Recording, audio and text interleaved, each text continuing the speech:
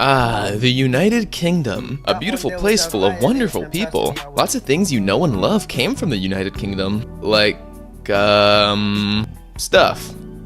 But the most important thing that has ever come from the United Kingdom is a little TV show called Teletubbies. And that's a fact, don't look it up. Teletubbies is a show for young children that aired from 1997 to 2001, and this was the real shit. None of that cocoa melon is tolerated here, but you've seen the title. You know that the Teletubbies have been used a lot in horror media. But I believe one of the most well-known piece of spooky media these blobs of colors have been used in is Slendytubbies.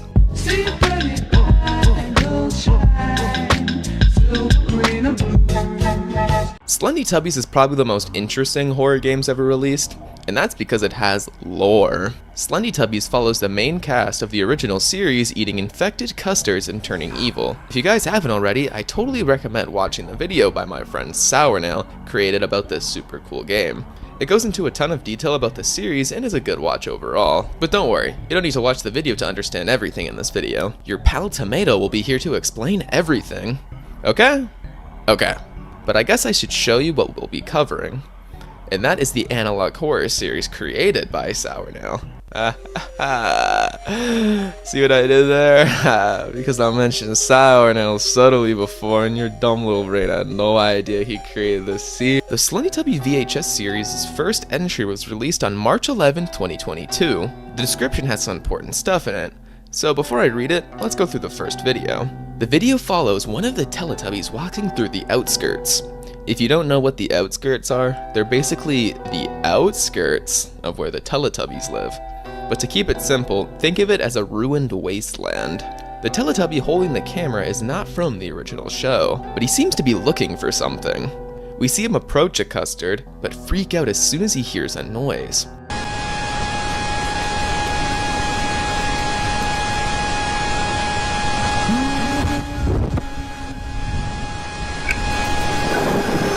In the next frame, our protagonist seems to be watching the monster from a distance, the monster being Lala from the original show. But as our protagonist approaches Lala, the camera cuts.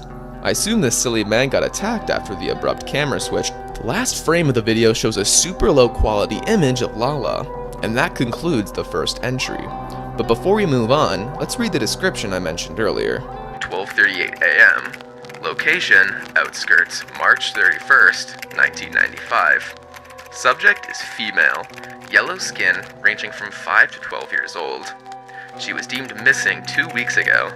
Last seen at night in the mainland.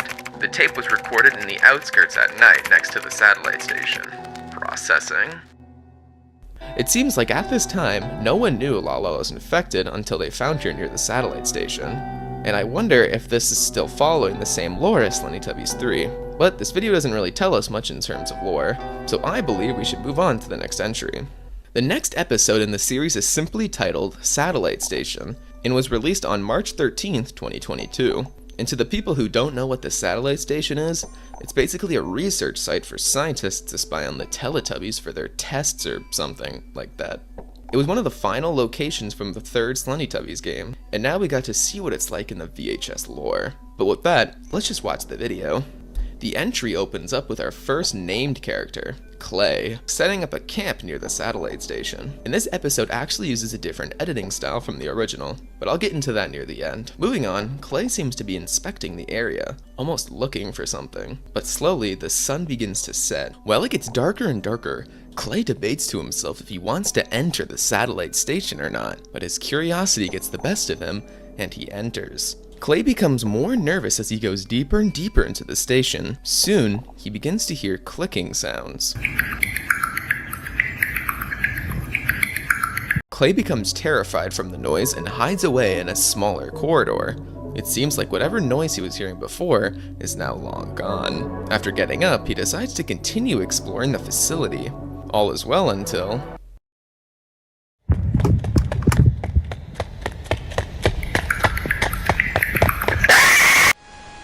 the source of the clicking noise found him.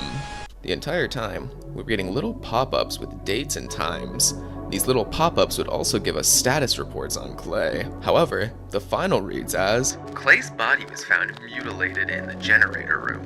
And since these notes weren't written by Clay, we can only assume there's some sort of higher authority showing these tapes to other researchers. But who these people are, we still don't know. But once again, there's some extra information in the description. It reads as 9:32 a.m. Location: the satellite station. April 10th, 1995. The United Kingdom ICGI recovered camera files of someone named Clay exploring the satellite station at night. His organs were scattered around the facility. Most, though, were found in the generator locker room. He was there for 3 days.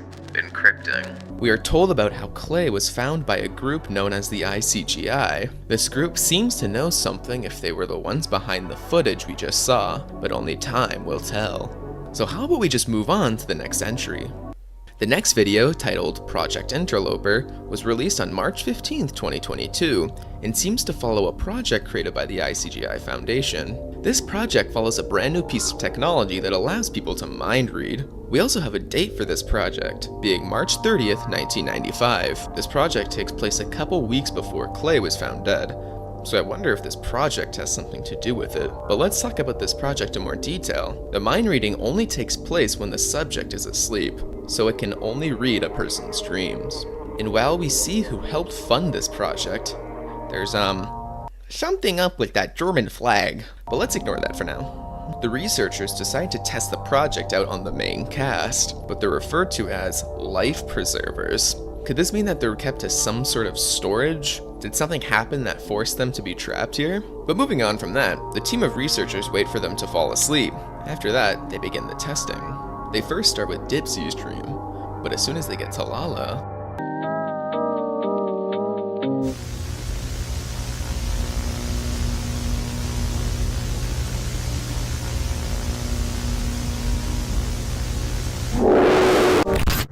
there appears to be the Shadow Tubby from Lala's dream map from Slendytubbies 3, but here he looks significantly more distorted. After the camera cuts away, we see someone inside of a dark area. Far away, they can hear a person laughing.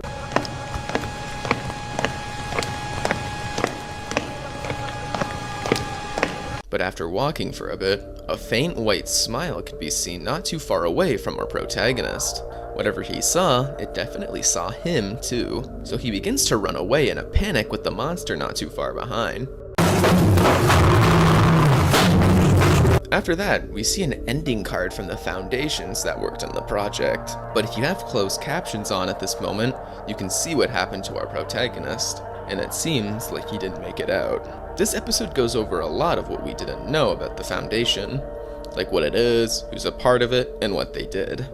The researchers seem interested in the main cast. I wonder if this is because something bad happened outside the mainland. That's why they need to keep these people as livestock, just in case the worst were to happen. But what we still don't know is exactly what happened, so hopefully the next episode can shed some light on the subject. The next entry on the list is Consumer Contact. It was uploaded on March 21st, 2022, and is the last episode in the main series. There's a couple of other videos, but they don't really follow the same story, except for a couple that I'll mention briefly. The video opens with a message from the United Kingdom Custard Foundation. They go over how the famous Teletubby custard is made and where it's created. We also get to learn about the main food groups of the Tubbies. And yeah, that looks about right. Custard is a very important asset in this world because of the benefits it gives. And this custard is extracted from the soil, meaning it's more of a natural kind of food. This means whatever it is they find in the ground is then turned into custard. And apparently, the ingredients for the custards are incredibly rare to obtain, but according to the broadcast, normally the ingredients needed for custard is quite rare, but thanks to the nuclear war that wiped out 97% of the human race, the ingredients for custard is now everywhere under the grainy sand of the wasteland. This means that the ingredient for the custards these people eat every day is decomposing human flesh. This also tells us that human beings and Tubbies once lived side by side. And since humans were needed for resources, the Tubbies had to do something about it. But whatever custard these things ate wasn't just right, and seems to be infected.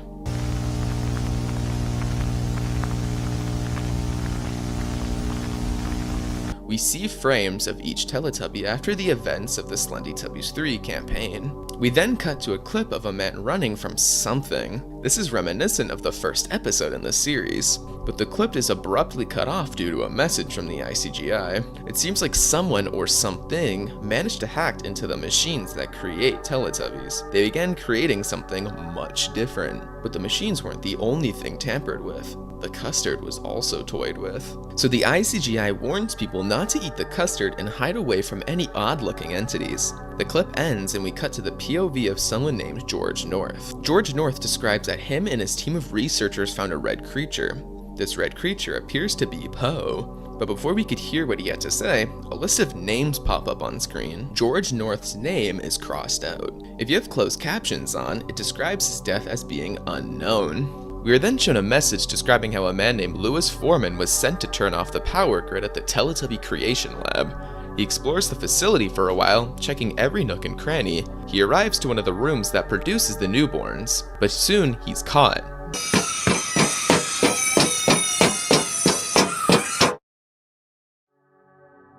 The clip ends and we're shown a surveillance log of 2 individuals. These 2 people were in the satellite station and finally managed to get the door open so they could escape. These 2 people being Harrison Hablett and Hans Muller.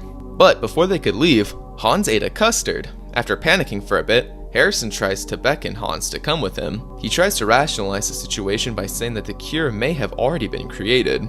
But Hans knows that's wishful thinking and begs Harrison to leave him. But before we could see what happens, the clip ends and we cut back to the wall of names. Harrison's name crosses out, but Hans' name turns red. This most likely signals that he indeed became infected. Clay's name also crosses out. Clay's cause of death seems to be from Poe. But not long after, the names fade away and Guardians shows back up, most likely signaling that he's the last hope. After the clip ends, one last one begins. We see a man approach a Teletubby, but this man appears to be human. This means there's still a small amount of humans on Earth. What this means for the future, we have no idea. But it can only be up from here. And with all that, that's all the tapes in the main series. There's a couple of extras created by channels like Green Triangle and Mr. IDK, but those are classified as non-canon, so I won't be talking about them in this video. But how about we just discuss the story we've just watched? Because it's all over the place and kinda hard to understand from my explanation alone. But to put it simply as possible, the story follows a group of researchers who created a way to view people's dreams while they sleep. During this project, an infection spreads like wildfire and each researcher is killed off one by one. And that's basically what we just saw. It's a short analog horror series, but it doesn't leave many loose ends, so it ends in a satisfying way. Of course, we got the cliffhanger with the human, but I think it's better if it's left to the viewer's conclusion. It also allows other YouTubers to make their own stories with this lore. Hell, I even took a crack at it with my own video. Is it good? No. But it was fun to make for sure. And if you remember, I said that Sournell started using a new editing trick in the second episode. He would hold an iPad up to his computer screen while playing either Slendytubbies or Gary's Mod. This would make it so that the camera would move and it would look realistic. And since it's super easy to pull off, people wanting to make their own analog horror series can use this strategy themselves with little effort. But with that, let's move on to my final thoughts. Making Teletubbies scary is an incredibly difficult challenge, but I believe this series does very well at making the viewer at least a little spooked. Although I do wish we got at least one more episode.